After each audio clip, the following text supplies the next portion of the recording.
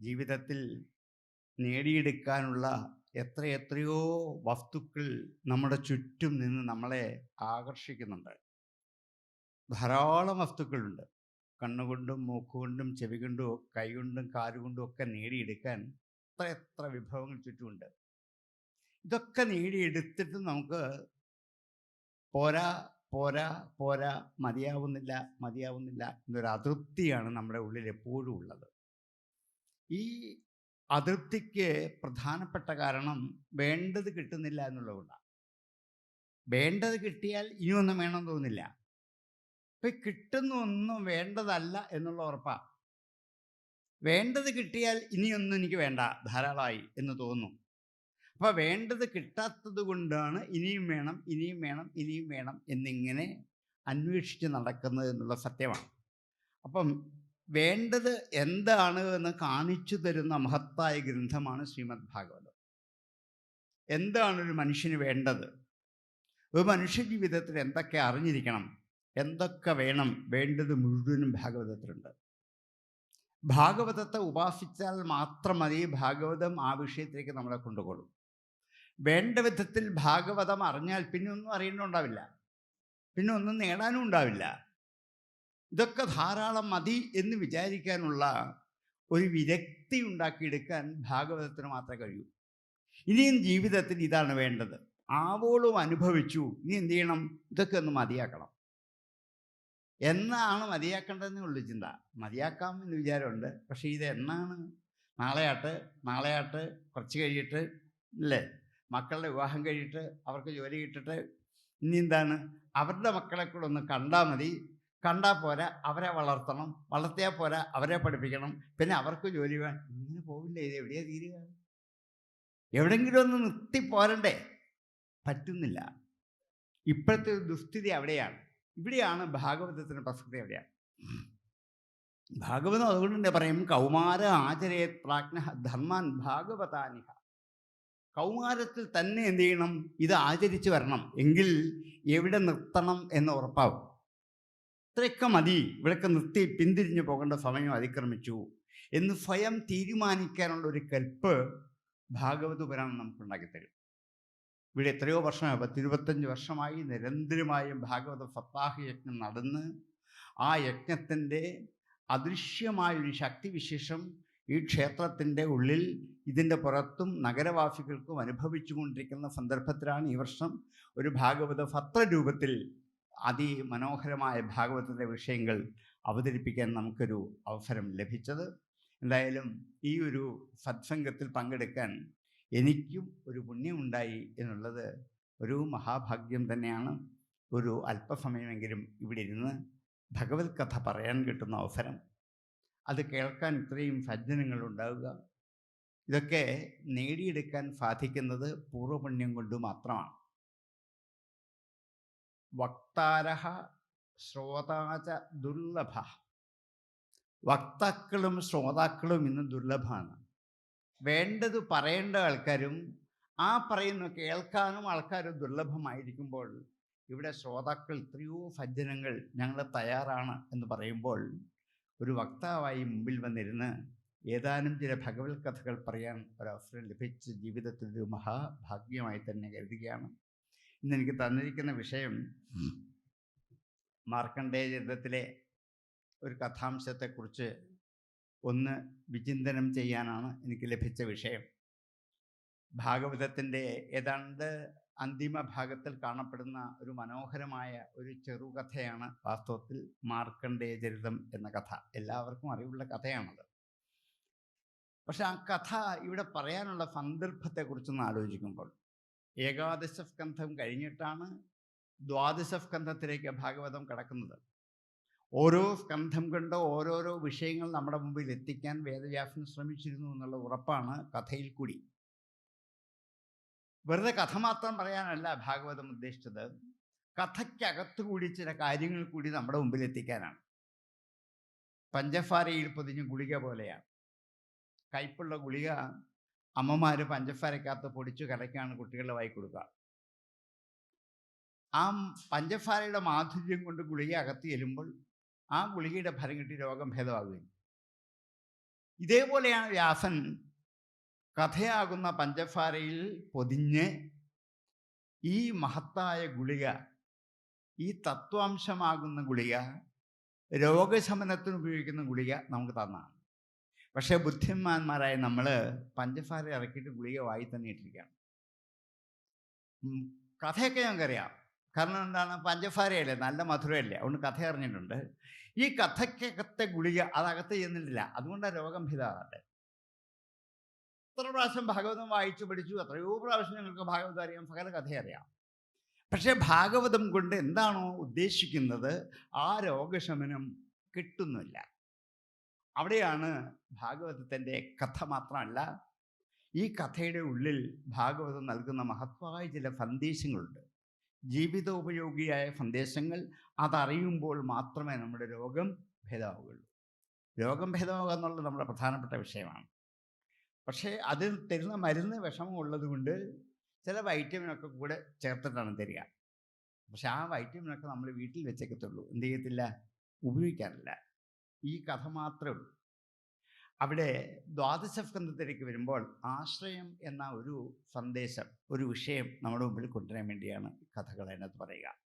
വളരെ ചെറിയ ഒരു സ്കന്ധമാണ് ദ്വാദശസ്കന്ധം. ഏകാദശസ്കന്ധത്തിൽ കൂടി മുക്തി എന്നുള്ള വിഷയത്തെക്കുറിച്ച്, എന്താണ്, എന്തിൽ നിന്നാണ് മുക്തി കിട്ടേണ്ടത്, മോചനം കിട്ടേണ്ടത്, ഭൗതിക ലോക ജീവിതത്തിൽ നിന്ന് എന്നല്ല, കർമ്മബന്ധനത്തിൽ നിന്നുള്ള മോചനമാണ് മുക്തി. എല്ലാ തരത്തിലുമുള്ള കർമ്മം നമ്മളെ എന്താക്കും? ബന്ധനസ്ഥരാക്കി മാറ്റുക. എന്ത് കർമ്മം ചെയ്താലും അത് കെട്ടായിട്ട് മാറും. ഏതൊക്കെ കർമ്മം ചെയ്താലും, സത്കർമ്മം ചെയ്താൽ പോലും എന്താണ്? അത് കെട്ടാണ്. നല്ല കർമ്മം ചെയ്യുന്നതും കെട്ടായിട്ട് മാറുന്ന. അതുകൊണ്ടാണ് ജ്ഞാനപ്പാന അതിനെ പൊന്നിൻ ചങ്ങല എന്നാ വിളിച്ച്. സ്വർണം കൊണ്ടുള്ളൊരു ചങ്ങലയാണ്. സ്വർണം കൊണ്ട് കെട്ടിയാലും കെട്ട് തന്നെയാണ്. ഇരുമ്പ് കൊണ്ട് കെട്ടിയാലും കെട്ട് തന്നെയാണ്, അതിന് സംശയമൊന്നുമില്ല. കയർ കൊണ്ട് കെട്ടിയാലും കെട്ട് തന്നെയാണ്. അപ്പോൾ ഇവിടെ പുണ്യകർമ്മങ്ങളും നമ്മൾ ബന്ധിക്കുന്നു, പാപകർമ്മങ്ങളും നമ്മളെ ബന്ധിപ്പിക്കുന്നു. രണ്ടും ചേർത്തുള്ള മിശ്രകർമ്മങ്ങളും നമ്മൾ എന്ത് ചെയ്തിരിക്കുന്നു? ബന്ധിക്കുന്നു. അപ്പോൾ നമ്മൾ വാസ്തവത്തിൽ എല്ലാവിധത്തിലും കർമ്മബന്ധിതരാണ്. ഈ കർമ്മത്തിൽ നിന്ന് എന്ത് കിട്ടണം? മുക്തി കിട്ടണം. അതിനെന്താണ് വേണ്ടത് എന്നാണ് ഏകാദശസ്കന്ധം നമ്മളെ ബോധ്യപ്പെടുത്തുന്നത്. സകലവിധ കർമ്മത്തിൽ നിന്ന് എങ്ങനെ മോചനം നേടാൻ പറ്റും?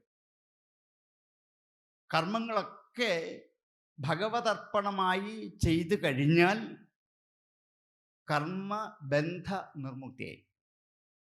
അതുവരെ കർമ്മം നമ്മളെ കെട്ടിക്കൊണ്ടിരിക്കും. നോക്കോളൂ, ഒരു കർമ്മം തന്നെയാണ് ബന്ധനത്തിനും മുക്തിക്കും കാരണം. ഒരേ കർമ്മം കൊണ്ട് തന്നെ ബന്ധനം ഉണ്ടാകും, മുക്തിയും ഉണ്ടാകും. നമുക്ക് വേണ്ടത് എന്താണ്? ബന്ധനമല്ല, മുക്തിയാണ്.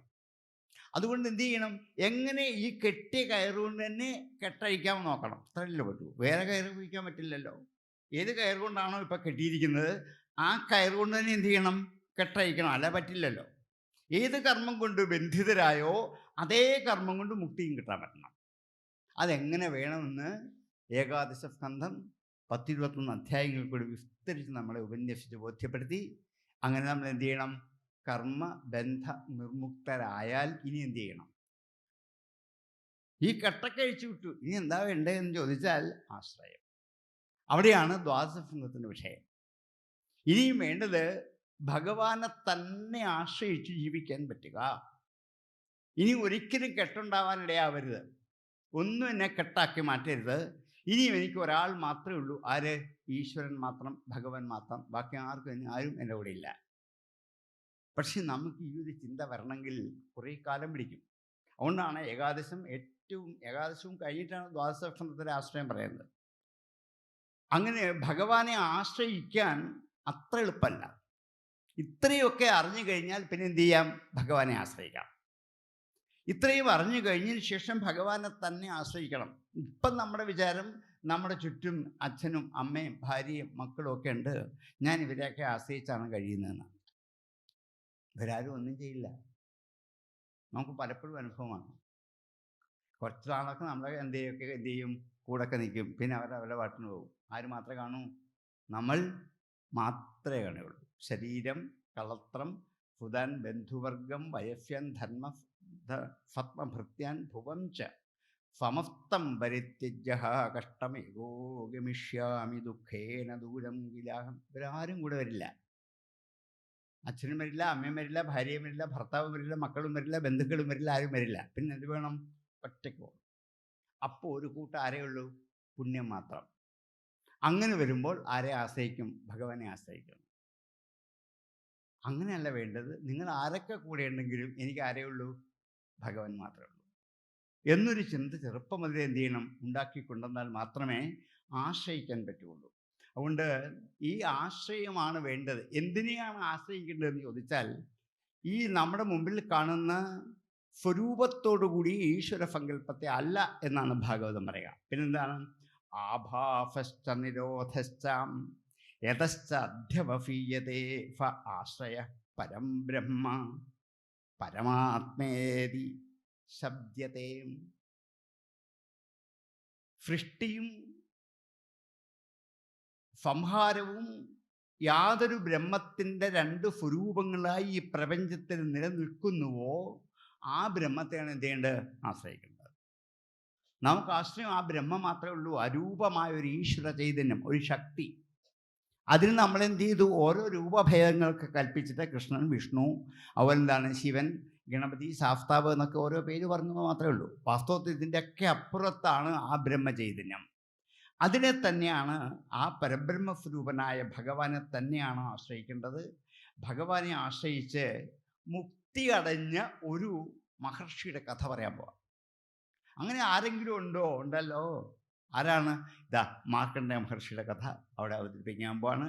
ഭഗവാനെ ആശ്രയിച്ചു മാത്രം മുക്തി അടഞ്ഞ ഒരു മഹാത്മാവിൻ്റെ കഥ. അപ്പോൾ നമുക്കൊരു വിഷയം പറഞ്ഞിട്ട് ഒരു കഥയിൽ കൂടി നമ്മളെ കാര്യത്തിലൂടെ കൊണ്ടുപോകണം. ഇത് വ്യാസൻ്റെ ഒരു ശൈലിയാണ്. എന്താണ്? അവിടെ മൃഗണ്ടുപുത്രനായ മാർക്കണ്ഡേയൻ ജനിക്കുമ്പോൾ അത് തന്നെ സന്താനം ഉണ്ടാകാതെ ഭഗവാനെ തപസ് ചെയ്ത് പ്രത്യക്ഷപ്പെട്ട് അനുഗ്രഹം കൊണ്ട് കേവലം 16 വയസ്സുള്ള ഒരു പുത്രനെ, ആയുസ്സുള്ളൊരു പുത്രനെ ലഭിച്ചു. അവൻ ശിവനെ തന്നെ തപസ് ചെയ്ത് സർവ ആശ്രയവും സാക്ഷാൽ പരമശിവൻ തന്നെയാണ് എന്നുറപ്പിച്ച് 16-ാമത്തെ വയസ്സിൽ യമൻ വന്ന് തൻ്റെ അന്തിമം വരുത്തും എന്നുറപ്പുണ്ടായി. പക്ഷെ നമുക്കാർക്കും അങ്ങനെ ഉറപ്പൊന്നുമില്ല. ഇത്രാമത്തെ വയസ്സിൽ യമൻ വരും എന്നാർക്കെങ്കിലും വല്ല കലണ്ടറിൽ കുറിച്ച് വെച്ചിട്ടുണ്ടോ? ഒന്നുമില്ല. എപ്പോഴാണ് വരുന്നതെന്ന് ആർക്കും അറിയാം. ഏത് സമയത്ത് വേണേൽ വരാം. പക്ഷേ ഈ മാർക്കണ്ടേയനെ സംബന്ധിച്ച് 16-ാം വയസ്സിൽ വരില്ല. ആരെ? യമൻ വരില്ല. 16-ാമത്തെ വയസ്സിൽ കൃത്യം തികയുന്ന മരിക്കും എന്നുറപ്പാണ്. അങ്ങനെയെങ്കിൽ അതിനെ അതിജീവിക്കാൻ എന്തു പറ്റും? ഭഗവാനെ ആശ്രയിച്ചാൽ മാത്രം പറ്റുമെന്ന് ചെറുപ്പം മുതലുള്ള തപശ്ചര്യ കൊണ്ട് മാത്രം മനസ്സിലാക്കിയെടുത്ത അദ്ദേഹം ആ പരമശിവൻ്റെ സാന്നിധ്യം നിറഞ്ഞു നിൽക്കുന്ന ശിവലിംഗത്തിലേക്ക് ഗാഠമായി ആലിംഗനം ചെയ്ത് ഇനിയും എനിക്ക് അങ്ങ് മാത്രമേ ഉള്ളൂ ആശ്രയം എന്ന് മനസ്സിൽ സങ്കല്പിച്ച് ഇന്ദ്രിയവും മനസ്സും ബുദ്ധിയൊക്കെ അതിലേക്ക് അർപ്പിച്ച് കിടക്കുമ്പോഴാണ് യമധർമ്മൻ വന്ന് എന്ത് ചെയ്യുന്നത്? അദ്ദേഹത്തെ അതിൽ നിന്നും മോചിപ്പിച്ചു കൊണ്ടുപോകുന്നു. പരമശിവൻ യമധർമ്മനെ എന്ത് ചെയ്തു? തൻ്റെ പാശം കൊണ്ട് നിഗ്രഹിച്ചു. അതുകൊണ്ട് യമനെ മാർക്കണ്ഡേയനെ കൊണ്ടുവരാൻ പറ്റിയില്ല എന്നൊരു കഥ. അതൊരു പൂർവ്വകഥയാണ്. അങ്ങനെ വളരെ കാലം പിന്നെ ഈ മാർക്കണ്ഡേയൻ ജീവിച്ചു. ഒത്തിരി കാലം ജീവിച്ചു. പിന്നീട് ഈ ഭാഗവത പുരാണത്തിൻ്റെ ഉപസംഹാരത്തിൽ വേദവ്യാസൻ ബുദ്ധിപൂർവം മറ്റൊരു പുരാണകർത്താവിനെ സ്മരിച്ചിട്ടാണ് ഈ പുരാണം ഉപസംഹരിപ്പിക്കുന്നത്. ആരെ? മാർക്കണ്ഡേയ പുരാണത്തിൻ്റെ കർത്താവായ മൃഗണ്ടു മഹർഷിയുടെ പുത്രനായ മാർക്കണ്ഡേയൻ. മാർക്കണ്ഡേയ പുരാണം എന്താണ്? മാർക്കണ്ഡേയ മഹർഷിയാൽ എഴുതപ്പെട്ടതാണ്.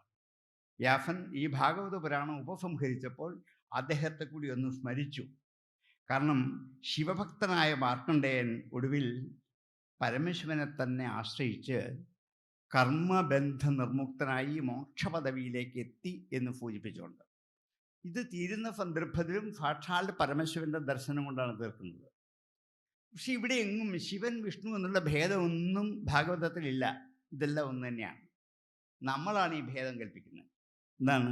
ശിവൻ്റെ അമ്പലത്തിൽ പോകുന്ന ഇന്ന ദിവസം ആകാവൂ, അവിടെ ചെന്ന് ഇന്ന വഴിപാട് കഴിക്കാം, അവിടെ ചെന്നാൽ ശിവൻ്റെ കീർത്തനം മാത്രമേ ചൊല്ലാവൂ, ബാക്കിയൊന്നും ചൊല്ലരുത് എന്നൊക്കെ സാക്ഷ്യം പിടിക്കുന്ന ആരാണ്?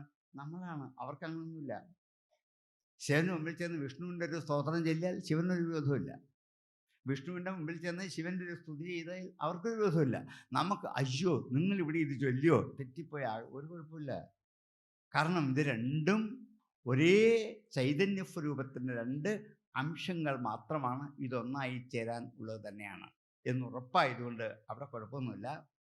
അങ്ങനെ ആ മാർക്കണ്ഡേയൻ കുറേ കാലം തപസ് ചെയ്ത് ഇങ്ങനെ ആശ്രമത്തിൽ ജീവിച്ചു എന്ന് കഥ പറഞ്ഞപ്പോൾ എന്താണ് പരീക്ഷിച്ച് ചോദിച്ചു, അങ്ങ് പറഞ്ഞല്ലോ ഈ ചിരായുസാണ് ഇദ്ദേഹം എന്ന്. ആഹുശ്ചിരായുമൃഷിം മൃഗണ്ടുതനയം ജനാഹം. ജനങ്ങൾ മൃഗണ്ടുതനയനായ ഇദ്ദേഹത്തെ ചിരായുഫ് എന്ന് പറയുന്നല്ലോ. അപ്പം ചിരായുഫ് എന്ന് പറഞ്ഞു കഴിഞ്ഞാൽ മരിക്കാതിരിക്കുന്നു എന്നാണോ അർത്ഥം എന്നൊരാശങ്ക. അതിന് മറുപടിയായിട്ടാണ് ഈ കഥ പറയാൻ പുറപ്പെടുന്നത്. എന്തുകൊണ്ടാണ് മാർക്കണ്ഡേയൻ ഇവിടെ ചിരഞ്ജീവിയായത് എന്ന്.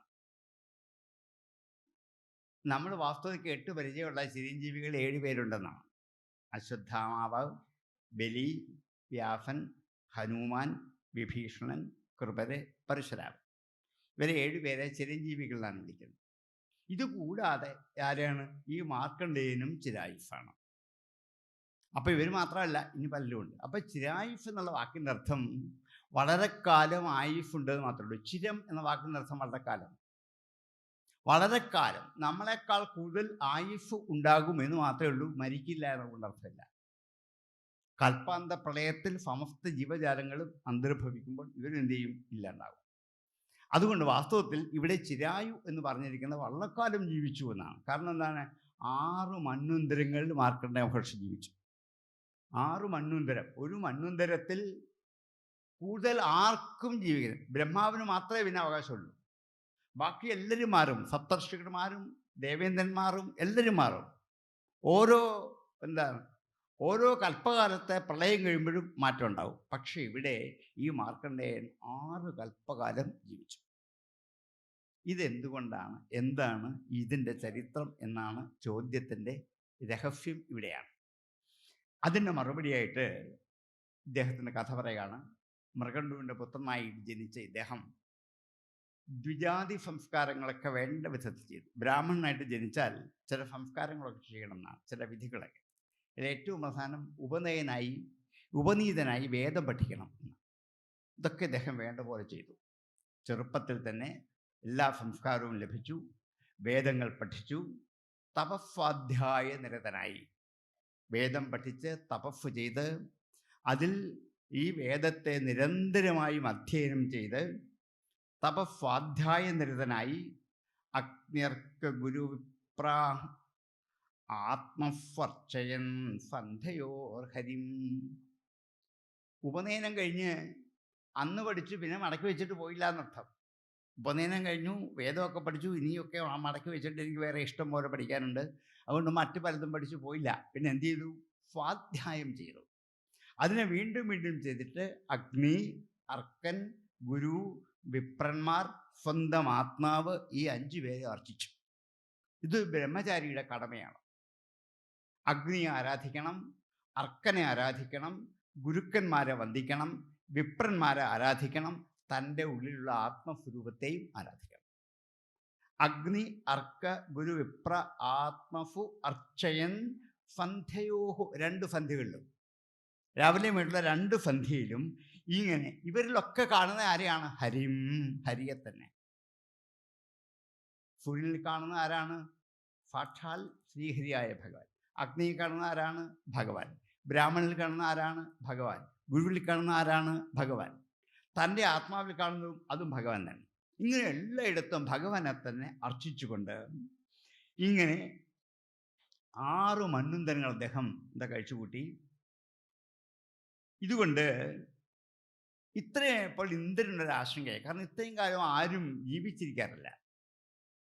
ഒരു പ്രളയം വരുമ്പോൾ ബ്രഹ്മാവ് ഒഴിച്ച് ബാക്കി എല്ലാവരും എന്ത് ചെയ്യും? ഇല്ലണ്ടാകും. ഇതെന്തു പറ്റി? ഇതിങ്ങനെ കൊണ്ട് ബ്രഹ്മാവിൻ്റെ സംശയം, ഇനിയും ഇന്ദ്രൻ്റെ സംശയം, എൻ്റെ പദവി തട്ടിയെടുക്കാൻ വേണ്ടി തപസ് ചെയ്യുക. എപ്പോഴും ഇന്ദ്രൻ അതാണ്. ആരെങ്കിലും കൂടുതൽ കാലം തപസ് ചെയ്താൽ ഇന്ദ്രൻ ആശങ്ക തൻ്റെ സ്ഥാനം അപഹരിക്കാൻ വേണ്ടിയാണോ എന്ന്.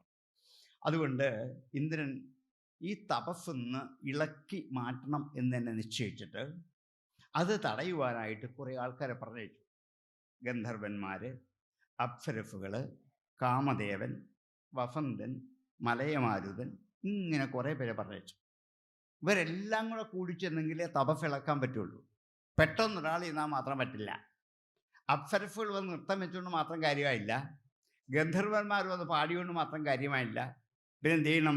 തണുത്ത കാറ്റ് വരണം, എല്ലാ പുഷ്പങ്ങളിലെയും സുഗന്ധം ഒന്നിച്ച് അനുഭവിക്കാൻ പറ്റും. ഇതൊക്കെ കാമോദ്ദീപകങ്ങളായ വസ്തുക്കളാണ്. ഇതെല്ലാം അവിടെ നിറച്ചു വെക്കണം. അതുകൊണ്ട് ഇന്ദ്രൻ ഇവരെയൊക്കെ അങ്ങ് പറഞ്ഞു വെച്ചു ചെല്ലാൻ. എവിടെയാണിത്? ഹിമാലയത്തിൻ്റെ താഴ്വരയിൽ പാർശ്വത്തിലായിട്ട് പുഷ്പഭദ്ര നദിയുടെ തീരത്ത് അദ്ദേഹം ശില പോലെ തപസ് ചെയ്യുകയാണ്. കല്ലുപോലെ. ആരൊക്കെ എന്തൊക്കെ വന്നു വിളിച്ചാലും അറിയില്ല, അനങ്ങില്ല. സുതീക്ഷണമായ തപസ്സാണ്. ആ തപസ്സിനെ ഒന്ന് ഇളക്കണമെങ്കിൽ എന്ത് ചെയ്യണം? മൂക്കിൽ കൂടി നല്ല പുഷ്പങ്ങളുടെ ഗന്ധം അദ്ദേഹത്തിനുള്ളിലേക്ക് ചെല്ലണം. ചെവിയിൽ കൂടി നല്ല പാട്ടുകൾ, ശബ്ദങ്ങൾ കേൾപ്പിക്കണം. കണ്ണു തുറന്നാൽ സുന്ദരിമാരുടെ ഡാൻസ് കാണിക്കണം. ഇങ്ങനെ കുറേ പേരെ എന്ത് ചെയ്യണം? സന്ദർഭത്തിന് അനുയോഗ്യമായി എത്തിക്കണം. വസന്തകാലം അല്ലെങ്കിൽ പോലും വസന്തൻ വിചാരിച്ചാൽ ഏത് മരത്തെയും പുഷ്പിക്കാൻ പറ്റും. അതുകൊണ്ട് ആദ്യം ആരെ പറഞ്ഞു? വസന്തനെ പറഞ്ഞു. വസന്തൻ വന്ന് എല്ലാ ചെടികളും പുഷ്പിച്ച് അങ്ങനെ പൂത്ത് കായ്ച്ച് സുന്ദരമായി മനോഹരമായി. അപ്പം കാമദേവൻ അവിടെ തൻ്റെ കയ്യിലുള്ള 5 അമ്പുകളാണ് കാമൻ്റെ കയ്യിലുള്ളത്. ആൾക്കാരെ വശീകരിക്കാൻ അരവിന്ദം, അശോകം, ചൂതഞ്ച നവമാലികം, നീലോൽപലശ്ചേതി പഞ്ചയിതേ പഞ്ചബാണഫിഫയക. 5 അമ്പുകളാണ് കാമദേവൻ. 5ഉം പൂക്കളാണ്. പുഷ്പബാണൻ എന്നാണ്, പൂവമ്പൻ എന്നൊക്കെയാണ് കാമദേവൻ്റെ പേര്. ഓരോ അമ്പും കാമൻ 5 എണ്ണമായിട്ട് കരുതി വെച്ചിട്ടുണ്ട്. മിക്കവാറും ഒരമ്പ് കൊണ്ട് കാര്യങ്ങളൊക്കെ സാധിക്കാറുണ്ട്. കാമം ഇല്ലാത്തവരിൽ കാമം ഇഞ്ചക്ട് ചെയ്യാൻ ഈ കാമൻ്റെ ഒരമ്പ് മതി. ഈ 5 അമ്പിനും 5 ഫലങ്ങളുണ്ട്. എന്താണ്? ശോഷണം, മോഹനം, സന്ദീപനം, താപനം, ഉന്മാദനം. ഈ 5 അമ്പ് കൊണ്ട് 5 ഫലവും. ഒരമ്പ് എഴുതാൽ എന്ത് ചെയ്യാം? കാമരോഗം പിടിപെട്ടിട്ട് ഇയാൾ പതുക്കെ ക്ഷീണിച്ച് തളർന്ന് അവശനാകും. അടുത്തൊരമ്പ് കൊണ്ട് ഇയാളെ മോഹിപ്പിക്കാം. എന്ത് വിഷയത്തിലാണോ അവിടേക്ക്.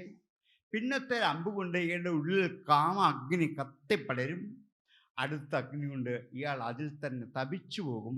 അടുത്ത അമ്പ് കൊണ്ട് ഇയാൾ ഭ്രാന്തനായിട്ട് മാറും. ഈ 5 പ്രയോഗങ്ങൾ ആരുടെയിലുണ്ട്? കാമദേവൻ്റെ കയ്യിലുണ്ട്.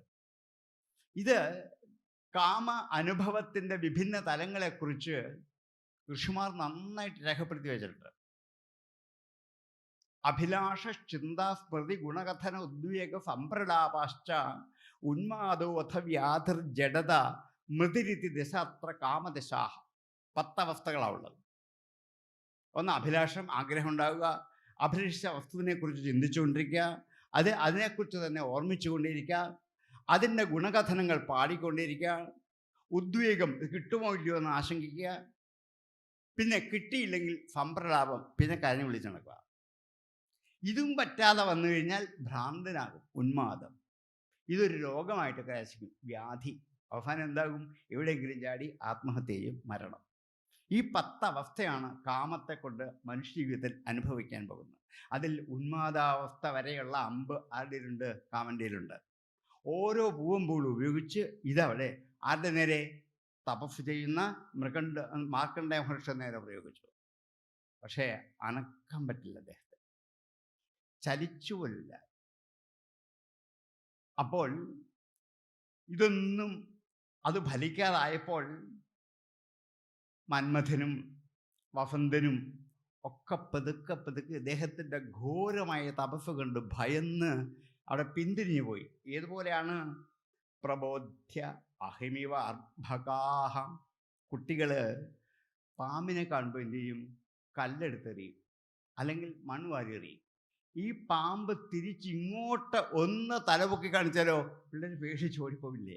ഇതുപോലെ ആര് പേടിച്ചു പോയി? കാമനും വസന്തനും ഒക്കെ പേടിച്ചു പോയിന്ന. ഇദ്ദേഹത്തിൻ്റെ തീക്ഷ്ണമായ തപസ് കണ്ടിട്ട് മന്മഥ വസന്താദികൾ സർപ്പത്തെ ഉണർത്തിവിട്ട ഒരു ബാലകനെ പോലെ. ഉറങ്ങിക്കിടന്ന സർപ്പമാണ്, അതിനെ ഒന്ന് ഉണർത്തിവിട്ടാൽ അതെന്ത് ചെയ്യും? തീക്ഷ്ണമായി വരും. ഈ ഭാവം കണ്ട് ഇവരൊക്കെ പേടിച്ചോടിപ്പോയി. കാമദേവനും അപ്സരസും ഒക്കെ എന്ത് ചെയ്തു? ഉള്ളതും കൊണ്ട് കടന്നുപോയി. വസന്തനും പോയി, എല്ലാവരും പോയി. ഇതാണ് തപസ്സിൻ്റെ ഫലം. തപസ് ഒന്നും ഇളക്കാൻ ആർക്കും ആവില്ല എന്നുള്ളൊരു സത്യം മാർക്കണ്ഡേയ മഹർഷി തൻ്റെ തപസ് കൊണ്ട് കാണിച്ചു. ഇതുപോലെ വേണം എന്ത് ചെയ്യാൻ, തപസ് ചെയ്യാൻ. അപ്പോൾ ഇത് മനുഷ്യ ജീവിതത്തിൻ്റെ ഒരു പാഠമാണ്. തപസ് ചെയ്യുന്നെങ്കിൽ ആർക്കും തങ്ങളെ ഇളക്കി മറിക്കാൻ അധികാരം ഉണ്ടാവരുത്. ഇതുപോലെ അദ്ദേഹം അവിടെ തപസ് ചെയ്തു. ആ സമയത്ത് തപസ്സിൻ്റെ കാഠിന്യം കണ്ടിട്ട്, ഇത് കണ്ടപ്പോൾ ദേവന്മാർക്കൊക്കെ ആശ്ചര്യം, അത്ഭുതമായി. ഇന്നും തപസ് അവർ കണ്ടിട്ടേ ഇല്ല. ഭഗവാൻ തന്നെ 2 സ്വരൂപത്തിൽ ഭൂമിയിൽ അവതരിച്ചിട്ടുണ്ട്. നരൻ, നാരായണൻ എന്നുള്ള 2 സ്വരൂപത്തിൽ. നരനാരായണന്മാരായിട്ട് അവതരിച്ച ആ 2 പേരും നേരിട്ട് മാർക്കണ്ഡേയ മഹർഷിയുടെ മുമ്പിൽ പ്രത്യക്ഷപ്പെട്ടു. അതിലെ നരൻ വെള്ള വസ്ത്രം ധരിച്ചവനാണ്, നാരായണൻ നീലവസ്ത്രധാരിയുമാണ്. 2 പേരെ കണ്ടാൽ തിരിച്ചറിയാനുള്ള ഒരു അടയാളം അതേ ഉള്ളൂ. ഒരുപോലെ ഇരിക്കുന്ന 2 പേരും. പക്ഷേ ഒരാൾ നരനും ഒരാൾ നാരായണനുമാണ്. താൻ തന്നെ മനുഷ്യസ്വരൂപത്തിലും ഈശ്വര സ്വരൂപത്തിലും ഒരുപോലെ ഭൂമിയിൽ അവതരിച്ച 2 അവതാരങ്ങളാണ്. 2 പേരുടെയും കയ്യിൽ എന്തുണ്ട്? 4 കൈകളുണ്ട്. ആ കൈകളിലൊക്കെ അവിടെ കൃഷ്ണമാനിൻ്റെ തോല്, മരവുരി, പവിത്രം, പൂണൂല്, ദർഭ, ജലപാത്രം, ജപമാല എന്നിങ്ങനെ ഒരു ഋഷിമാർക്ക് വേണ്ട സമസ്ത വിഭവങ്ങളും കയ്യിൽ ധരിച്ചുകൊണ്ടാണ് നരനാരായണൻ മുമ്പിൽ പ്രത്യക്ഷപ്പെട്ടത്. ഇവർ മുമ്പിൽ വന്നപ്പോൾ ഇദ്ദേഹത്തിൻ്റെ തപസ് എന്ത് ചെയ്തു? ഉണർന്നു. ഇവരെ ഒന്ന് കാണാനുള്ള അത്യാഗ്രഹം കൊണ്ട് തത് സന്ദർശന ആനന്ദ നിർവൃതവും, അവരെ കണ്ടപ്പോഴുള്ള ആനന്ദം കൊണ്ട് നിർവൃതി അടഞ്ഞിട്ട് ആത്മേന്ദ്രിയാശയ, തൻ്റെ ജീവാത്മാവും തൻ്റെ ഇന്ദ്രിയങ്ങളും തൻ്റെ മനസ്സുമൊക്കെ അതിലേക്ക് മുഴുകിപ്പോയത് കൊണ്ട് ഹൃഷ്ടരോമാശ്രുപൂർണാക്ഷോ നേഹേതാവു ദീക്ഷിതും, ഹൃഷ്ടരോമാശ്രുനത്തൻ സന്തോഷം കൊണ്ട്, ഉൾപ്പുളകം കൊണ്ട് എന്താണ്, ഉള്ളിൽ നിന്നും അദ്ദേഹത്തിൻ്റെ രോമാഞ്ചം, രോമങ്ങൾ എഴിച്ചു വന്നു. കണ്ണിൽ കൂടി കണ്ണുനീര് ധാരധാരയായിട്ട് വന്നു. അങ്ങനെയാണ് ഭഗവാനെ കാണുമ്പോൾ, ഭഗവത് സ്വരൂപത്തെ, ഇഷ്ടമുള്ള ഭഗവത് സ്വരൂപത്തെ കാണുമ്പോൾ അറിയാതെ കണ്ണിൽ നിന്നും കണ്ണുനീര് വരും. സങ്കടം കൊണ്ടൊന്നുമല്ല, ഭക്തി ഉള്ളിൽ ഉണ്ടായി എന്നുള്ളൊരു ബാഹ്യമായ അടയാളമാണ്. അത് കണ്ട് പേടിക്കാനൊന്നുമില്ല. അത് കരച്ചിലല്ല, പിന്നെന്താണ്, കണ്ണീര് ധാരധാരയായിട്ട് ഒഴുകുകയാണ്. ഇങ്ങനെ കണ്ണീര് ഒഴുകി വന്നത് കൊണ്ട് ഒന്നും കാണാൻ പറ്റുന്നില്ല. കാരണം എന്താണ്, ഒരു കണ്ണീര് വന്ന് വീഴുമ്പോഴത്തേക്കും അടുത്ത് പിന്നെയും വരും. ഇതിൻ്റെ ഇടകിട്ടെങ്കിലേ കാണാൻ പറ്റുള്ളൂ. കണ്ണുകൊണ്ട് കാണാൻ പറ്റുന്നില്ല. ഈ മഹർഷി ഒന്ന് കാണണമെന്ന് വിചാരിച്ചെന്നൊക്കെ കുറേ സമയത്തേക്ക് പറ്റുന്നില്ല. കണ്ണുകൾ തുറന്നിരിക്കുകയാണ്, പക്ഷെ എന്താണ്, കണ്ണുനീരിങ്ങനെ വീണുകൊണ്ടിരിക്കുന്നതുകൊണ്ട് കാണാൻ പറ്റില്ല. എങ്കിലും ഉദ്ധായ പ്രാഞ്ജലി പ്രഹ്വ ഔത്സുക്യാദ ആശ്ലുഷന്നിവാം നമോ നമ ഇതി ഈശാനോ ബഭാഷേ ഗദ്ഗദക്ഷര. പിന്നെ ഒന്ന് മാത്രമേ പറ്റുള്ളൂ, എഴുന്നേറ്റ് 2 കൈയും കൂപ്പി വിനയപൂർവം ഔത്സുക്യത്തോടെ നമോ നമ എന്ന് മാത്രം ഉച്ചരിച്ചുകൊണ്ട് ഗദ്ഗദക്ഷരത്തോടെ അവരോട് സംഭാഷണം ചെയ്യാൻ ആരംഭിച്ചു. കണ്ണീര് പുറത്തു വരുന്ന പോലെ എന്ത് ചെയ്യും, അകത്തോട്ട് പോകും. അകത്തു പോകുന്ന കണ്ണീര് തൊണ്ടയിൽ തടയും. അപ്പം എന്ത് ചെയ്യില്ല, അക്ഷരം പുറത്തേക്ക് വരില്ല. അപ്പോഴാണ് ഗദ്ഗദം എന്ന് പറയും. കാരണം നമുക്ക് പറയണമെന്നുണ്ട്, പക്ഷേ എന്തില്ല, അക്ഷരം വരില്ല. പുറത്തേക്ക് വരുന്ന കണ്ണീര് അതുപോലെ എവിടെയും പോയിട്ടുണ്ട്, അകത്തോട്ടും പോയിട്ടുണ്ട്. അങ്ങനെ ഗദ്ഗദാക്ഷരനായതുകൊണ്ട് ഒന്നും പറയാൻ പറ്റിയില്ല. പക്ഷേ അവിടെ നിന്നുകൊണ്ട് ഭഗവാനെ സ്തുതിച്ചു. ആര്? മാർക്കണ്ഡേയ മഹർഷി. എന്താണ്, വാക്കിനെ നിയന്ത്രിക്കുന്നത് അങ്ങാണ്, ഞാനല്ല. എന്തെങ്കിലും പറയണമെന്ന് വിചാരിച്ചാൽ ചിലപ്പോൾ പറയാൻ കിട്ടാറില്ല, അല്ലേ? നമുക്ക് അനുഭവിക്കുന്നതാണ്. വേണ്ടാത്ത ചിലപ്പോൾ എന്ത് ചെയ്യും, പറയുകയും ചെയ്യും. പറഞ്ഞിട്ട് വിചാരിക്കും, ഓ ഇങ്ങനെ പറയണമെന്ന് വിചാരിച്ചതല്ല, പക്ഷെ എന്ത് ചെയ്തു, പറഞ്ഞുപോയി. കാരണം എന്താണ്, വാക്കിനെ നിയന്ത്രിക്കുന്നത് നമ്മളല്ല, നമ്മുടെ ഉള്ളിലുള്ള ഈശ്വര ശക്തിയാണ് നമ്മുടെ വാക്കിനെ നിയന്ത്രിക്കുന്നത്. അതുകൊണ്ട് അങ്ങ് വിചാരിക്കാതെ എനിക്കൊന്നും ഉരിയാടാൻ പറ്റില്ല. ഒരു വാക്കുച്ചരിക്കൽ ആരാണ് അനുഗ്രഹം വേണം. ഹേ ഭഗവൻ, അങ്ങ് എന്നെ അനുഗ്രഹിക്കൂ, എനിക്ക് സ്തുതിക്കണം എന്നുണ്ട്. പക്ഷേ എന്തില്ല, ഗദ്ഗദാക്ഷരമായിട്ട് വാക്ക് പുറത്തേക്ക് വരുന്നില്ല. ഒന്ന് അനുഗ്രഹിക്കൂ, ഞാനൊന്ന് സ്തുതിക്കട്ടെ എന്നിങ്ങനെ വിചാരിച്ച് അദ്ദേഹം ഗദ്ഗദാക്ഷരത്തോടുകൂടി സ്തുതിക്കാൻ ആരംഭിച്ചു. കാരണം അങ്ങയിൽ നിന്ന് തന്നെയാണ് സൃഷ്ടിസ്ഥിതി സംഹാരങ്ങൾ ഈ പ്രപഞ്ചത്തിനുണ്ടായിരിക്കുന്നത്. പ്രപഞ്ചത്തിൻ്റെ സൃഷ്ടി അങ്ങാണ്, സ്ഥിതി അങ്ങാണ്, സംഹാരവും അങ്ങാണ്. അങ്ങനെ സൃഷ്ടിക്കാൻ വേറെ ഒരു വസ്തു എങ്ങും എടുത്തുകൊണ്ട് വരേണ്ട ആവശ്യമില്ല. രണ്ട് വസ്തുക്കൾ കൂടി ചേരേണ്ട ആവശ്യമില്ല. പിന്നെന്താണ്? അങ്ങയുടെ ഉള്ളിൽ തന്നെ സൃഷ്ടിയുണ്ട്. ഏതുപോലെയാണ്? ചിലന്തി വല ഉണ്ടാക്കുന്ന പോലെയാണ്. ചിലന്തിക്ക് വലയുണ്ടാക്കാൻ വെളിയിൽ നിന്നൊരു വസ്തു എടുക്കത്തില്ല. പിന്നെന്താണ്? ചിലന്തിയുടെ ഉള്ളിൽ നൂല് പോലൊരു വസ്തുവുണ്ട്. അതിനെ എന്ത് ചെയ്യും? പുറത്തേക്ക് വിസർജിച്ചിട്ട് അതുകൊണ്ടാണ് മനോഹരമായ വല മുഴുവൻ കെട്ടിയുണ്ടാക്കുന്നത്. ആരെയും ആശ്രയിക്കാതാണ് ഈ ചിലന്തി കണ്ടുപിടിക്കുന്നതാണ്. ചിലന്തിക്ക് വലയുണ്ടാക്കാൻ ഒരാളെ ആശ്രയിക്കണ്ട. എവിടെ ഉണ്ടായിരുന്നു? തൻ്റെ ഉള്ളിലുള്ള ഇതേ നൂലുകൊണ്ട്. നമ്മൾ രാവിലെ എഴുന്നേറ്റിരുമ്പോൾ ഇങ്ങനെ നമ്മുടെ മുറ്റത്തും പറമ്പിലും ഒക്കെ എന്താണ് എത്ര കവനീയമായി ഡിസൈനുകൾ ഉണ്ടാക്കി വെച്ചിരിക്കുന്നത്, നിറച്ചു വെച്ചിരിക്കുകയാണ്. നമ്മൾ വെറുതെ എന്ത് ചെയ്യും? ചൂരെടുത്ത് തട്ടി കൊടുത്തും കളയും. എന്ത് കഷ്ടപ്പെട്ടാണ് ഇതുണ്ടാക്കി വെച്ചത്? നമ്മളൊന്നും ചെയ്തില്ലെങ്കിൽ ഇതെല്ലാം തൻ്റെ ഉള്ളിലേക്ക് എന്ത് ചെയ്യും? സംഹരിച്ച് തൻ്റെ ഉള്ളിലാക്കിയിട്ട് ചലഞ്ഞു പോകും. ഇതേപോലെയാണ് അങ്ങ് സൃഷ്ടിക്കുന്നത്. അങ്ങിൽ തന്നെ ഉപാധി സ്വീകരിച്ച് സൃഷ്ടിക്കുന്നു, അങ്ങ് തന്നെ ഇതിനെ രക്ഷിക്കുന്നു. ഇതെല്ലാം കെട്ടിയുണ്ടാക്കിയിട്ട് ഇതിൻ്റെ നടുക്ക് അധ്യക്ഷ സ്ഥാനത്ത് പോയി ചിലന്തി അവിടെ ഇരിക്കും. ഹാവു, ഞാൻ ഉണ്ടാക്കിയതെല്ലാം നമ്മൾ കാണാറുണ്ട് ചിലന്തിയെ. ഇതുപോലെ സൃഷ്ടിക്കുന്നു, രക്ഷിക്കുന്നു, തൻ്റെ ഉള്ളിലേക്ക് ഉപസംഹരിക്കുന്നു. ഇത് മൂന്നും ആര് തന്നെയാണ്? അങ്ങ് തന്നെയാണ് ചെയ്യുന്നത്. അതുകൊണ്ട് കാലവും അതുപോലെ കർമ്മവും ഗുണവും അങ്ങേക്ക് അപ്പുറത്താണ്. കാലം അങ്ങേ ബാധിക്കത്തില്ല, ഗുണങ്ങൾ അങ്ങേ ബാധിക്കത്തില്ല, കർമ്മവും അങ്ങേ ബാധിക്കത്തില്ല.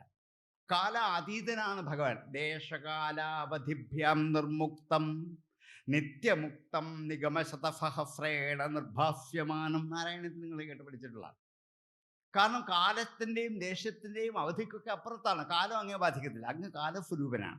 നമ്മൾക്കേ ഉള്ളൂ നേരം വിളിച്ചപ്പോൾ നേരം വിളിച്ചുമായി, ഉച്ചയായി, സന്ധ്യയായി, എന്തായി, രാത്രിയായി, ഇതാ പിറ്റേ ദിവസം നേരം വിളിക്കുന്നൊക്കെ നമുക്കേ ഉള്ളൂ. അങ്ങയെ സംബന്ധിച്ചതൊന്നുമില്ല. ഈ കാലമാറ്റങ്ങളൊന്നും അങ്ങ് എന്തില്ല, ബാധിക്കത്തില്ല. അതുകൊണ്ട് ഒരു കർമ്മവും അങ്ങ് ചെയ്യില്ല. പക്ഷേ ഈ നമ്മളെ കൊണ്ട് കർമ്മങ്ങളൊക്കെ ചെയ്യിക്കുന്നുണ്ട്. പക്ഷേ ഇതൊന്നും ആരെ ബാധിക്കത്തില്ല? അങ്ങേ ബാധിക്കത്തില്ല. ഒരു ഗുണവും അങ്ങേക്കില്ല. സത്വഗുണം, രജോഗുണം, തമോ ഗുണം മൂന്നും ആർക്കുണ്ട്? നമുക്കുണ്ട്. പക്ഷെ ആർക്കില്ല? ഭഗവാൻ ഗുണാതീതനാണ്, നിർഗുണനാണ്. ഒരു ഗുണവും ആർക്കില്ല? ഭഗവാനില്ല. ഈ ഗുണം മൂന്നും ആരിനുണ്ടായതാണ്? ഭഗവാനിനുണ്ടായതാണ്. പക്ഷെ ഇത് ആരെ ബാധിക്കത്തില്ല? ഭഗവാനെ ബാധിക്കത്തില്ല. അപ്പോൾ ഗുണാതീതനാണ്. അങ്ങനെയുള്ള ഭഗവാൻ, കാലകർമ്മ ഗുണങ്ങൾക്ക് അതീതനായ ഭഗവാൻ ബ്രഹ്മാവിൻ്റെയും വിഷ്ണുവിൻ്റെയും ശിവൻ്റെയും കർമ്മങ്ങൾ ചെയ്യുന്നു. പക്ഷേ ബ്രഹ്മാവ് വരെ നശ്വരമാണ്. കാരണം ബ്രഹ്മാവ് പോലും എന്ത് ചെയ്യും? ഒരു കൽപ്പാന്ത പ്രളയത്തിൽ ഭഗവാനിലേക്ക് ലയിച്ചില്ലാണ്ടാവും. അപ്പോൾ ഇവിടെ നശിക്കാത്ത ഒറ്റ വസ്തു ആരേ ഉള്ളൂ? അങ്ങ് മാത്രമേ ഉള്ളൂ. തത്രൈകസ്ത്വമശിഷ്യഥാക്കില പരാനന്ദ പ്രകാശാത്മന. നാരായണത്തിൽ പറയും. അങ്ങ് മാത്രമേ വിശേഷിക്കത്തുള്ളൂ, ബാക്കിയെല്ലാം ഇല്ലാണ്ടാകും. വ്യക്താവൂ വ്യക്തമിതെന്ന കിഞ്ചിതഭവത് പ്രാകൃത പ്രക്ഷയം മായായം ഗുണസമ്യരുദ്ധവികൃതോ ത്വയ്യാഗതായം ലയം നോ മൃത്യുശ്ച തദാ അമൃതഞ്ച സമഭൂ നോ ന രാത്രേ സ്ഥിതി തത്രൈകസ്ത്വമശിഷ്യഥാ. അവിടെയാണ് ഈ കാണുന്നൊന്നുമില്ല. വ്യക്തവും അവ്യക്തവുമായതൊന്നുമില്ല. മൃത്യുവില്ല, മരണമില്ലായ്മയില്ല, എന്താ സൃഷ്ടിയില്ല, ജനനമില്ല, ഒന്നുമില്ല. ഒരു പ്രകാശസ്വരൂപനായി അങ്ങ് മാത്രം അവശേഷിക്കുന്നൊരു കാലം. അങ്ങേ ഉള്ളൂ നശിക്കാത്ത ഒരാൾ. ബ്രഹ്മാവ് മുതലൊക്കെ നശ്വരമാണ്. അപ്പം ബ്രഹ്മാവ് സൃഷ്ടിച്ചവരൊക്കെയോ പറയണ്ടല്ലോ. ബ്രഹ്മാവ് നശ്വരനാണെങ്കിൽ ബ്രഹ്മാവ് സൃഷ്ടിച്ച വസ്തുക്കളൊക്കെയോ അതും നശ്വരൻ തന്നെ. അപ്പം ഈ കാണപ്പെടുന്നൊക്കെ നശ്വര വസ്തുക്കളാണ്. അല്ലാത്ത ഒന്ന് അങ്ങ് മാത്രമേ ഉള്ളൂ. അതുകൊണ്ട് എങ്ങും നിറഞ്ഞു നിൽക്കുന്ന ചൈതന്യ സ്വരൂപനാണ് അങ്ങ്. ആകാശം പോലെയാണ്. ആകാശമില്ലാത്ത സ്ഥലമില്ല, എല്ലായിടത്തും നിറഞ്ഞു നിൽക്കുകയാണ്. അതുപോലെ അങ്ങ് പ്രപഞ്ചം മുഴുവൻ നിറഞ്ഞു നിൽക്കുന്ന ചൈതന്യ സ്വരൂപനാണ്.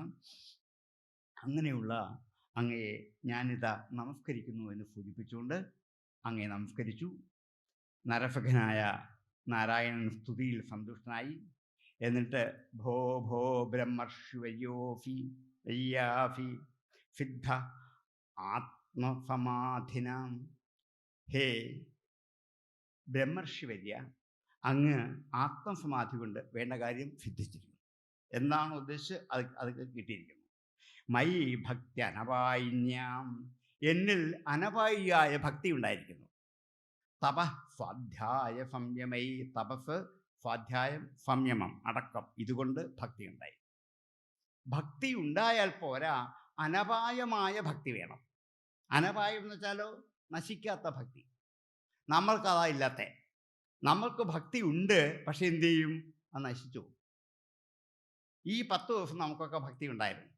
ഇനിയുമോ അടുത്ത വർഷമേ ഉള്ളൂ. അല്ലെങ്കിൽ വ്യാഴാഴ്ച എന്താണ് അമ്പലത്തിൽ പോകുമ്പോൾ, അല്ലെങ്കിൽ വെള്ളിയാഴ്ച പോകുമ്പോൾ, ഞായറാഴ്ച പോകുമ്പോൾ, അത്രേ ഉള്ളൂ. രാവിലെയും വൈകിട്ടും വീട്ടിൽ വിളക്ക് വെച്ചാൽ 10 മിനിറ്റ് നാമം ചെല്ലൽ അപ്പോഴും അതോടെ കഴിഞ്ഞു നമ്മുടെ ഭക്തി. നോക്കൂ, ഒരു ദിവസം എത്ര സമയമാണ് ഭക്തിക്ക് വേണ്ടി? ബാക്കി സമയം മുഴുവൻ എത്ര ദുർവിചാരങ്ങളാണ്. നമുക്ക് ഭക്തി ഉണ്ടാകുന്നുണ്ട്, പക്ഷെ നമ്മുടെ ഭക്തി അപായമുള്ളതാണ്. ഇവിടെ ഈ മാർക്കണ്ഡേയ മഹർഷിയിൽ കണ്ടത് അനപായിനീ ഭക്തി, അനപായമായ ഭക്തിയാണ് ഉണ്ടാവേണ്ടത്. അതുകൊണ്ടാണ് മേൽപ്പത്തൂർ പറയും ഭക്തേഹേ ഉൽപ്പത്തി വൃദ്ധി. ഭക്തി ഉൽപ്പത്തി ഉണ്ടായാൽ പോലെ അഭിവൃദ്ധി പ്രാപിക്കണം, വളർത്തിക്കൊണ്ടിരണം. അതിനെ വളർത്തില്ല, ബാക്കി എല്ലാത്തിനെയും വളർത്തും. ഭക്തിയെ മാത്രം വളർത്തില്ല, തളർത്തും. രാവിലെ ഒരു 5 മിനിറ്റ് സമയം കിട്ടിയാൽ ഭക്തി ഉണ്ടാകും, അപ്പോൾ അതുകൂടി തളർത്തും. പിന്നെ സന്ധ്യ വരെ എത്ര വിഷയങ്ങളാണ് അതിൻ്റെ അകത്ത്. ആര് തളർന്നു പോകും? ഭക്തി തളർന്നു പോകും. അങ്ങനെ ഉണ്ടാകുന്ന ഭക്തിയെ നമ്മൾ സംരക്ഷിച്ച് എന്ത് ചെയ്യത്തില്ല? നിലനിർത്തുകയില്ല. ഇതാണ് നമ്മുടെ ഒരു പോരായ്മ. പക്ഷേ മാർക്കണ്ഡേയനിൽ കണ്ടത് അതല്ല, നിലനിർത്തുന്ന ഭക്തിയാണ്. അതുകൊണ്ട് വരം പ്രതീക്ഷ ഭദ്രം തേ വരദേശാദഭിപ്സിതം. വരം നൽകുവാൻ കെൽപ്പുള്ള ഞങ്ങളിൽ നിന്നും ഒരു വരം ചോദിച്ചോളൂ. ഞങ്ങൾ പ്രസന്നരായാൽ വരം തരും, ഞങ്ങൾ ക്ഷുഭിതരായാൽ ശപിക്കുകയും ചെയ്യും. രണ്ടും സ്വീകരിച്ച പറ്റും. ഒന്നീ ഞങ്ങളെ ദേഷ്യപ്പെടുത്തിയാൽ ഞങ്ങൾ എന്ത് ചെയ്യും? ശപിക്കും. അല്ല, ഞങ്ങളെ സന്തോഷിപ്പിച്ചാൽ ഞങ്ങൾ വരം തരും, അത് വാങ്ങിച്ചേ പറ്റും. അപ്പം അദ്ദേഹം പറഞ്ഞു, വരേണ ഇതാവതാലം. വരം ഇത്രയൊക്കെ മതിയല്ലോ. നോയത് ഭവാൻ സമദൃശ്യത. അങ്ങേ നേരിട്ടൊന്ന് കാണാൻ പറ്റിയില്ലല്ലോ, ഇതിക്കുള്ള വര ഇനി വേണ്ട. ജീവിതത്തിൽ ഒരിക്കലെങ്കിലും ഭഗവത് സ്വരൂപത്തെ സജീവമായി മുമ്പിൽ കാണാൻ പറ്റിയില്ലേ? മതിയല്ലോ. ഇനി എനിക്ക് എന്താണ്? ഒരു വരവും ആവശ്യമില്ല. ഇനി എനിക്കൊന്നും ചോദിക്കാനില്ല. എങ്കിലും ഈ കാഴ്ച, നിങ്ങളുടെ ഈ വരവ് തന്നെ എന്നെ ഏറ്റവും അധികം സന്തോഷിപ്പിക്കുന്നു. അതപ്പരം നാസ്തി. ഇതിക്കുള്ളിനിയൊന്നും എനിക്ക് ആവശ്യമില്ല. അല്ല, ചോദിച്ചോളൂ മഹർഷി, ഞങ്ങൾ സന്തുഷ്ടരായി. ഒരു വരം ഇഷ്ടമുള്ള വരിച്ചോളൂ. എന്നാൽ പിന്നെ ഒരു വരം ഇരിക്കട്ടെ എന്ന് കുസൃതിക്ക് വേണ്ടി ചോദിച്ച വരമാണ്. ദക്ഷ്യേമായാം യയാ അലോക ഫപാലോ വേദഫദ്ഭിതം. അങ്ങയിൽ ഭേദമുണ്ടാക്കുന്ന ആ മായയൊന്ന് കണ്ടാൽ കൊള്ളാം. മായ മായ മായ എന്ന് കേട്ടിട്ടുണ്ട്. അങ്ങയുടെ ചിന്തയ്ക്ക് വ്യത്യസ്തതകൾ ഉണ്ടാക്കുന്നതാണ് മായ. പലതും പലതായിട്ട് തോന്നുന്നത് എന്തുകൊണ്ടാണ്? മായ കൊണ്ടാണ്. നമുക്കങ്ങനെ തോന്നിക്കത്തുള്ളൂ. മനുഷ്യനെ കണ്ട മനുഷ്യൻ, സ്ത്രീയെ കണ്ട സ്ത്രീ, പുരുഷനെ കണ്ട പുരുഷൻ, പശുവിനെ കണ്ട പശു, ആടിനെ കണ്ട ആട്. ഇതെല്ലാം ഒന്നാണ് നമുക്ക് തോന്നിക്കുമോ? ഇല്ല. ഇതിലൊക്കെയുള്ള ആത്മചൈതന്യം എന്താണ്? ഒന്നാണ്. പക്ഷെ അങ്ങനെ നമുക്ക് തോന്നിക്കത്തില്ല. എന്തുകൊണ്ടാണ്? മായ കൊണ്ടാണ്. അപ്പം ഇങ്ങനെ ഒരേ വസ്തുവിനെ തന്നെ പലതായി തോന്നിപ്പിക്കുന്ന അങ്ങയുടെ മായാസ്വരൂപത്തെ ഒന്ന് കണ്ടാൽ കൊള്ളാം, ഇത്ര മാത്രമേ ഉള്ളൂ ഒരു ആഗ്രഹം. അത് വരമല്ല, ഒരാഗ്രഹമാണ്, അത്രേ ഉള്ളൂ എന്ന് ഋഷി. കാരണം ഇത്രയും കാലം തപസ് ചെയ്ത് ഋഷിക്ക് മായ കാണാൻ പറ്റിയിട്ടില്ല. കാരണം എല്ലാം ഭഗവാനായിട്ട് മാത്രമേ കാണാൻ പറ്റുന്നുള്ളൂ. പക്ഷേ ഈ ഭൂമിയിൽ താൻ ഒരു ഋഷിയായി ജീവിക്കുന്നിടത്തോളം കാലവും മായ ഒന്ന് കണ്ടാൽ കൊള്ളാം എന്ന് മാത്രം. ശരി, ആയിക്കോട്ടെ. തഥേതി ഫസ്മയൻ പ്രാഗാത് ബദര്യാശ്രമം ഈശ്വര. അങ്ങനെ ആയിക്കോട്ടെ എന്ന് അനുഗ്രഹിച്ച് നരനാരായണന്മാർ ബദരി ആശ്രമത്തിലേക്ക് തിരിച്ചുപോയി. മാർക്കണ്ഡേയൻ ഭഗവത് സ്മരണയുടെ തൻ്റെ ആശ്രമത്തിൽ അങ്ങനെ അവിടെ കഴിഞ്ഞുകൂടി. ഒരിക്കൽ പുഷ്പഭദ്രയുടെ തീരത്ത് സന്ധ്യായാം വായുരഭൂൻ മഹാൻ. സന്ധ്യ ആയപ്പോൾ ഒരു ചെറിയ കാറ്റ്. കുറച്ച് കഴിഞ്ഞപ്പോൾ കാറ്റ് കൂടി വന്നിട്ടൊരു കൊടുങ്കാറ്റ് പോലായി. തന്നെ പോലും അടിച്ചെടുത്തുകൊണ്ട് പോകുന്നു, ആശ്രമം പോലും അടിച്ചെടുത്തുകൊണ്ട് പോകുന്നു. ഇതെന്തൊരു കഷ്ടമാണ്, ഇങ്ങനെ കാറ്റ് കൂടി വരുന്നത്. അല്പസമയം കണ്ട കൂടി കൊടുങ്കാറ്റായി. തൊട്ടു പുറകെ കുറേ മേഘങ്ങൾ. മേഘങ്ങൾ മാത്രമല്ല, തുമ്പിക്കൈ വെള്ളത്തിൽ മഴ പിടിച്ചുകൊണ്ട് മേഘം. ഒരു തുള്ളി വെള്ളത്തിനകത്ത് നമുക്ക് കണക്കെടുക്കാനാവാത്ത പോലെ വെള്ളമാണ് ഒരു തുള്ളിയിൽ. ഇങ്ങനെ ധാരാളം ഭയങ്കര മഴ. അതിൻ്റെ പുറകെ എന്താണ്, ഈ മഴ കൂടി ഇങ്ങോട്ട് വന്നപ്പോൾ ആശ്രമം നിൽക്കുന്നതിൻ്റെ പറമ്പും വഴിയും റോഡും ഒക്കെ മുങ്ങി പെതുക്കെ വന്ന് ആശ്രമം മുക്കി. ആശ്രമം ഇല്ലാണ്ടായി. നിലയില്ലാത്ത വെള്ളത്തിൽ താൻ എന്ത് ചെയ്തു? നീന്തി തുടിക്കാൻ തുടങ്ങി. ആശ്രമമില്ലെന്ന് മാത്രമല്ല, ഈ ഭൂലോകത്തിൻ്റെ പകുതി ഭാഗത്തോളം മുങ്ങി, ഭൂമി മുഴുവനും മുങ്ങി. ഇനി മുങ്ങാനുള്ളതാണ് ആകാശം, അത് മുക്കി. സൂര്യൻ, ചന്ദ്രൻ, നക്ഷത്രങ്ങൾ, ഇവരൊക്കെ സഞ്ചരിക്കുന്ന ഖഗോളങ്ങൾ, അന്തരീക്ഷങ്ങൾ, ഭൂമി, 3 ലോകത്തെയും എന്ത് ചെയ്തു? നിമിഷ നേരത്തെ മഴ കൊണ്ട് മുങ്ങി. ഒന്നും കാണാൻ വരാ, താൻ മാത്രം അവശേഷിക്കുന്നുണ്ട്. ഭയങ്കരമായ തിരമാലകൾ മാത്രം കാണാം. സമുദ്രം, ഭൂമി ഒന്നായി. അപ്പോൾ സമുദ്രത്തിൽ നിന്ന് അകത്തോട്ട് കയറി വരുന്ന തിരമാലകൾ മാത്രം കാണാം. ഭൂമിയില്ല, പർവ്വതങ്ങളില്ല, 3 ലോകങ്ങളും മുങ്ങി, ഒന്നുമില്ലാതായി. മാർക്കണ്ഡേയൻ മാത്രം, ഒരാൾ മാത്രം അവശേഷിച്ചു. കുറേ ദിവസങ്ങളായി. വിശന്നിട്ട് സഹിക്കാൻ മേല, ദാഹിച്ചിട്ട് അനങ്ങാൻ മേല. ഈ വെള്ളം കുടിക്കാൻ പറ്റുമോ? ഇല്ലല്ലോ. കാരണം വെള്ളപ്പൊക്കത്തിലെ വെള്ളമല്ലേ, വെള്ളം കുടിക്കാൻ പറ്റുന്നില്ല, വിശക്കുന്നു. പിന്നെന്താണ്? നീന്തി നീന്തി പോകുമ്പോൾ ഒരു വലിയ ഫ്രാവിനെ പോലെയുള്ള മത്സ്യങ്ങൾ കാലിൽ കയറി കൊത്തിയിട്ട് പോകും. ഓ, എന്തൊരു വേദന! ഇത്തിരി സമയത്തേക്കാണെങ്കിലും സഹിക്കാനാവാത്ത വേദന. അതുകൂടാതെ എന്താണ്? കൊടുങ്കാറ്റ്. ഇവിടെ നിൽക്കുന്ന മാർക്കണ്ഡേയ മഹർഷി 2 സെക്കൻഡ് കൊണ്ട് അപ്പുറത്ത് പോകും, അത്ര കൊടുങ്കാറ്റാണ്. അപ്പോൾ തന്നെ അടിച്ചമർത്തി മറ്റു ദിക്കിലേക്ക് കൊണ്ടുപോവുകയാണ്. ചുഴലിക്കാറ്റുകൾ, ജലജന്തുക്കളിൽ നിന്ന് ഇടയ്ക്കിടയ്ക്കുണ്ടാകുന്ന ഈ കടികൾ, ദംശങ്ങൾ, ദുഃഖമായി, മോഹമായി, പരിതാപമായി, സങ്കടമായി, ഭയമായി, ഉപദ്രവമായി, ഇത്ര ഒന്നിച്ച് അനുഭവിക്കുക. നോക്കൂ, ദുഃഖമുണ്ടായി, കഷ്ടം. ഞാൻ മാത്രമേ ഉള്ളൂ. ആരോടാ ഇത്? വെള്ളപ്പൊക്കം വരുമ്പോൾ ആരെങ്കിലുമൊക്കെ ഒന്ന് വിളിച്ചു പോയിക്കൊണ്ട്, ആരുമില്ല, ഒന്നുമില്ല. ഇത് മാത്രമേ ഉള്ളൂ. അതിനെന്ത് ചെയ്തു? മോഹിച്ചു പോയി അതിൻ്റെ അകത്ത്. ഇനിയും തിരിച്ചു കയറാൻ മേലാത്തവരായി. പരിതാപം, സങ്കടം, അറിയാതെ കണ്ണീര് വീട് കരയുക, ഭയം, പേടിയുക. ചുറ്റും നോക്കുമ്പോൾ ഭയം മാത്രമേ ഉള്ളൂ. അതുകൂടാതെ താഴെ നിന്ന് വരുന്ന ജലജന്തുക്കളുടെ ഉപദ്രവം, ഇതും കൂടി ആയിക്കഴിഞ്ഞപ്പോൾ ഇതിൻ്റെ ഇടയ്ക്ക് ചിലപ്പോൾ ഒരു നിമിഷം ഒരു സുഖം കിട്ടും. കാരണം എന്താണ്? കാറ്റൊന്ന് നിലയ്ക്കുമ്പോൾ ഹാവൂ, അവിടെ ഒന്ന് നിൽക്കാമല്ലോ എന്ന് വിചാരിക്കും. ഇത്രയൊക്കെ അനുഭവിച്ചുകൊണ്ടിരിക്കുകയാണ്. ഇതെല്ലാം അനുഭവിച്ചുകൊണ്ട് 1-3 ദിവസമല്ല, പിന്നെ എന്താണ്, 10,000 വർഷങ്ങളോളം മഹർഷി എന്ത് ചെയ്തു? ഈ വെള്ളത്തിൽ ചുറ്റിക്കറങ്ങി അലഞ്ഞു തിരിഞ്ഞു. ഫകദാജദ്ഭ്രമം തസ്മിൻ പൃഥിവ്യാ കകുതി. ഒരു ദിവസം ഭൂമിയുടെ ഈശാന കോണിലായിട്ട്, കകുത്ത് എന്ന് പറയുന്ന ഈശാന കോണിലേക്ക് നോക്കുമ്പോൾ ന്യഗ്രോധ പോതം ദദൃശേ, ഒരു ചെറിയ കുഞ്ഞ് ആൽമരം കണ്ടു. ന്യഗ്രോധ പോതം, പോതം എന്ന കുട്ടിയെന്ന്, ഒരു ചെറിയ ആൽമരത്തെ കണ്ടു. ഫലപല്ലവശോഭിതം, പക്ഷെ അതിൻ്റെ അകത്ത് നിറച്ചു പൂവും കായ്കളൊക്കെ ഉണ്ട്. ഇലകളുണ്ട്, തളിരില്ല, പൂവോ കായോ എല്ലാം കൊണ്ട് വളരെ സുന്ദരമായി.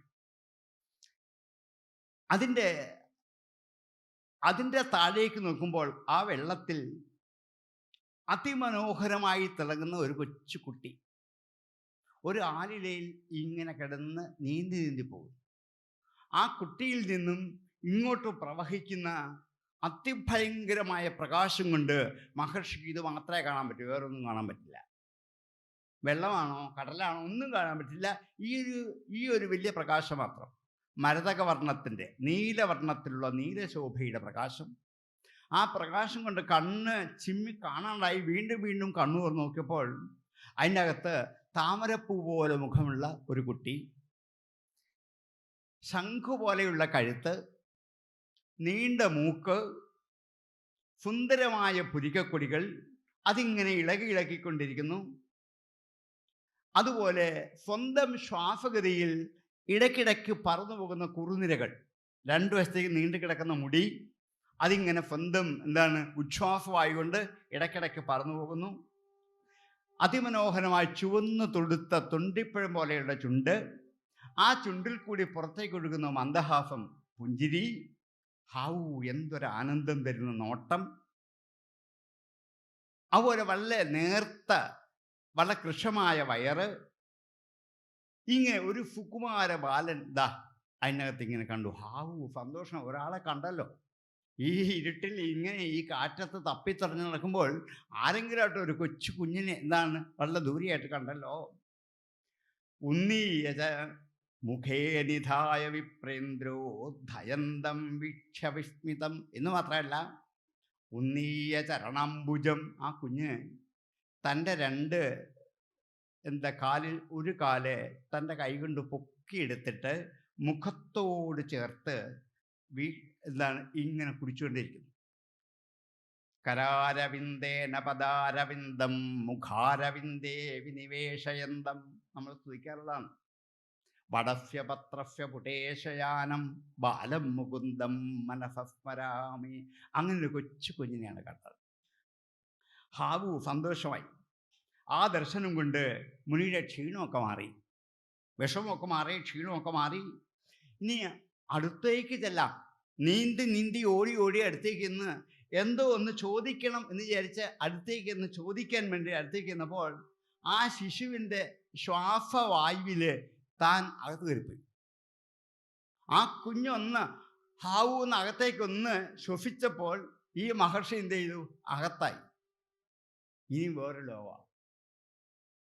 അകത്ത് കയറി ഇരിച്ചപ്പോൾ പിന്നെ കാണുന്നത് മറ്റൊരു ലോകം. എന്താണ്? ഭൂലോകങ്ങൾ, നക്ഷത്രങ്ങൾ, ചന്ദ്രൻ, സൂര്യൻ, അന്തരീക്ഷം, ഇടിമിന്നൽ, കൊള്ളിയാൻ, പിന്നെ എന്താണ്? ഭൂമി, അതിൽ ഹിമാലയം, ഹിമാലയത്തിന് താഴ്വര, പുഷ്പഭദ്ര നദി, അതിൻ്റെ തീരത്ത് തൻ്റെ ആശ്രമം, താൻ ആശ്രമത്തിലിരിക്കുന്നു. ഇതെല്ലാം കണ്ടു.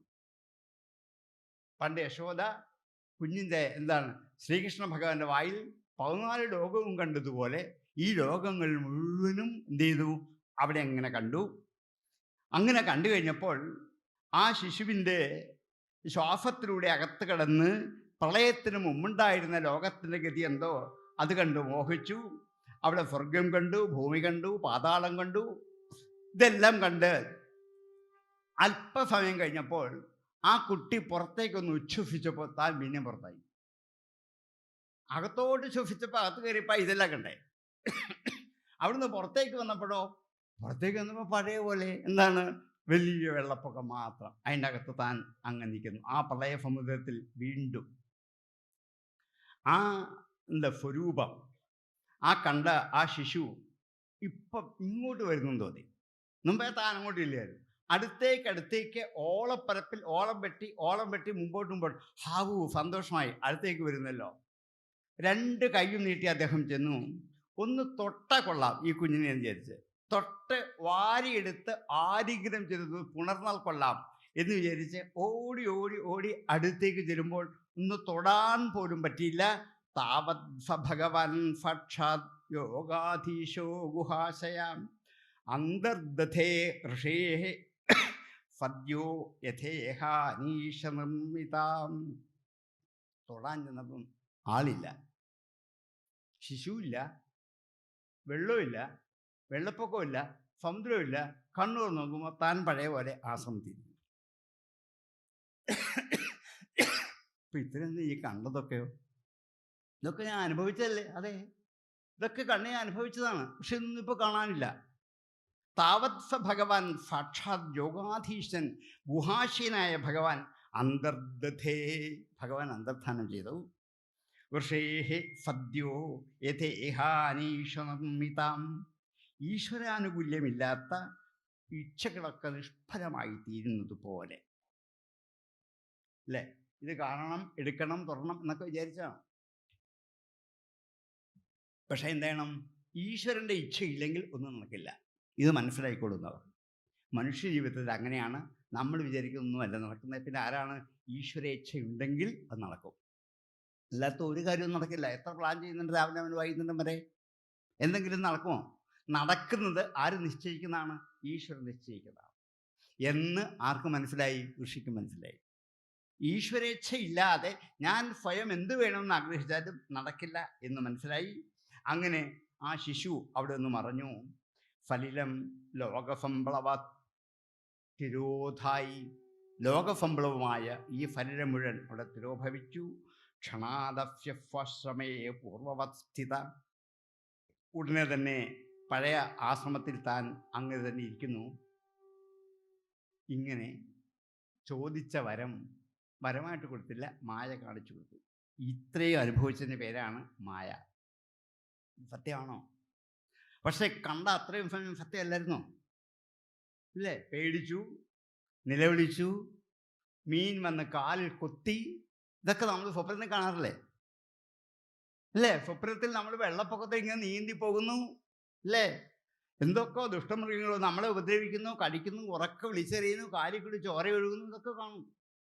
കുറച്ച് കഴിഞ്ഞ് ഉണർന്നു നോക്കുമ്പോൾ കട്ടിലേലാണ്, വെള്ളമില്ല, ഒന്നുമില്ല, ചോരയില്ല. കാലിൽ ചോരയുണ്ടെന്ന് തപ്പി നോക്കിയാൽ ചോരയില്ല, ആരും കടിച്ചിട്ടുമില്ല. പിന്നെ ഈ കണ്ടതോ ഇതാണ് മായ എന്ന് യഥാർത്ഥമായ മായയുടെ സ്വരൂപത്തെ എന്ത് ചെയ്തു? അവിടെ കാണിച്ചു കൊടുത്തു. ഇതൊന്നും സത്യമല്ല, സത്യമാണെന്ന തോന്നലാണ്. ഇതുപോലെയാണ് സംസാര സമുദ്രത്തിൽ നമ്മളിപ്പോൾ. ഇതൊന്ന് ബോധ്യപ്പെടുത്താനാണ് ഇവിടെ ആശ്രയം. ആരെയുള്ളൂ? ഭഗവാൻ മാത്രം. ഭഗവാനെ മാത്രം ആശ്രയിച്ചാൽ ഈ മായയെ അതിക്രമിക്കാൻ പറ്റും. സ്വപ്നം പോലെയാണ്. സ്വപ്നത്തിൽ നമ്മൾ രണ്ടാകും. സ്വപ്നം കാണുന്ന ഞാൻ, സ്വപ്നം അനുഭവിക്കുന്ന ഞാൻ, ഇങ്ങനെ രണ്ടാകും. രണ്ടുപേരും ഒന്ന് തന്നെയാണ്. കാരണം എന്താണ്? ഈ കടലിൽ ചാടി മീനിൻ്റെ കടിയേറ്റ് കരഞ്ഞു വിളിച്ച് നിൽക്കുന്നതും ഞാൻ തന്നെ, ഇത് കാണുന്നവാര് ഞാൻ തന്നെ, രണ്ട് ഞാൻ തന്നെയാണ്. അപ്പോൾ ഒന്ന് അസത്യമാണെന്ന് ഉറപ്പാണ്. ഏതാ അസത്യം? ഉണരുമ്പോൾ അറിയാം ഈ കടലിൽ കിടന്ന് ഞാൻ അസത്യമാണ്. അപ്പം ഉണരുന്ന വരെ അറിയില്ല, കണ്ടുകൊണ്ടിരിക്കുന്ന അത്രയും സമയവും ഇത് സത്യമാണ്. ഈ ലോക ജീവിതം അങ്ങനെയാണ്. 50, 60, 70, 80, 90 വർഷം എന്താണ് അനുഭവിക്കുന്ന ഒരു മായ, ഒരു സ്വപ്നം. ഉണരുമ്പോൾ മനസ്സിലാവും. ഉത്തിഷ്ഠത ജാഗ്രത പ്രാപ്യ വരൻ നിബോധത എന്ന് ഉപനിഷത്ത് പറയുന്നതാണ്. എഴുന്നേൽക്കോ, നിങ്ങളൊക്കെ കിടന്ന് ഉറങ്ങുന്ന പൊട്ടേ എവിടെ കാണുകയുള്ളൂ? പ്രതിബിംബത്തിൽ കാണാൻ പറ്റുകയുള്ളൂ. അതുകൊണ്ട് എന്തെങ്കിലും ചെയ്യുന്നെങ്കിൽ അത് ഈശ്വരാർപ്പണമായിരിക്കണം. ഈശ്വരനാണ് ബിംബം. അവിടെ ചെയ്യുന്ന എവിടെ കാണും? നമ്മളൊക്കെ കാണും. അവിടെ ഒന്നും ചെയ്യുന്നില്ലെങ്കിലോ നമ്മളൊന്നും കാണില്ല. എത്ര സത്യമാണ്! ഇതാണ് ബ്രഹ്മസത്യം ജഗന്മിഥ്യ എന്ന് അദ്വൈത വേദാന്തികൾ എത്രയോ കാലം മുമ്പ് നമ്മളെ ബോധ്യപ്പെടുത്തുക. സത്യമായ വസ്തു ബിംബമാണ്. അതിലെന്തെങ്കിലും ഉണ്ടെങ്കിൽ അത് മാത്രമേ പ്രതിബിംബത്തിൽ പ്രതിഫലിച്ചു കാണുകയുള്ളൂ. എന്താണ് ഇവിടെ ഇപ്പോൾ എന്താണ്? ഇവിടെ ലൈറ്റ് ഉണ്ട്.